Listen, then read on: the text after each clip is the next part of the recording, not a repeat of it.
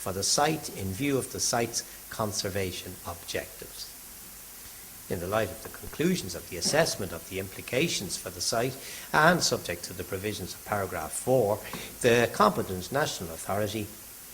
shall agree to the plan or project only after having ascertained that it will not adversely affect the integrity of the site concerned and, if appropriate, after having obtained the opinion of the general public. Paragraph 4 then reads, if, in spite of a negative assessment of the implications for the site and in the absence of alternative solutions, a plan or project must nevertheless be carried out for imperative reasons above overriding public interest, including those of a social or economic nature, the Member State shall take all compensatory methods necessary to ensure that the overall coherence of Natura 2000 is protected, and shall inform the Commission of the compensatory measures adopted where the site concerned hosts a priority natural habitat type and or a priority species.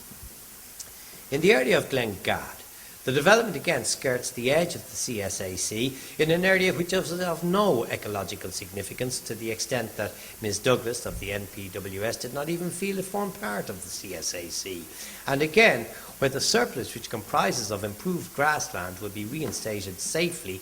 LVI, the slide slips of which will again be reinstated. By reason of the absence of significant effects, the Board is in fact not required to go any further.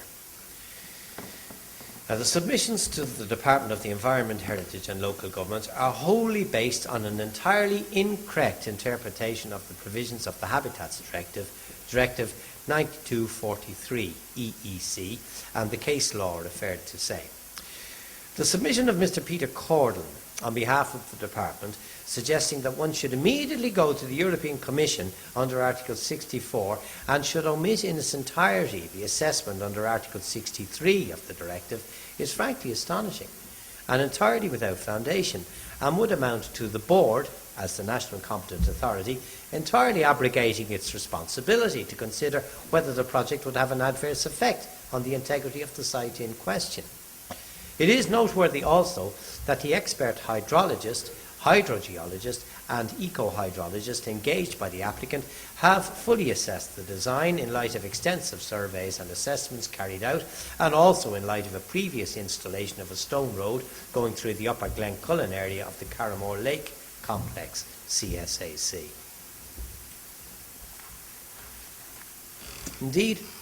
it is noteworthy that the stone road for construction, albeit with the pipeline beside same, which would not affect the stability of the environment, it is surprising in those circumstances that the NPWS would suggest that the stone road proposed as part of this scheme, which is the same and has the same both in relation to drainage and in relation to environmental impacts as the stone road proposed on the Glencullen area,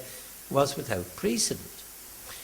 The NPWS did not see fit to engage a hydrologist, eco-hydrologist or hydrogeologist to give evidence to the hearing to in any way contradict or differ from clear evidence given by the independent experts who gave evidence on behalf of the applicant.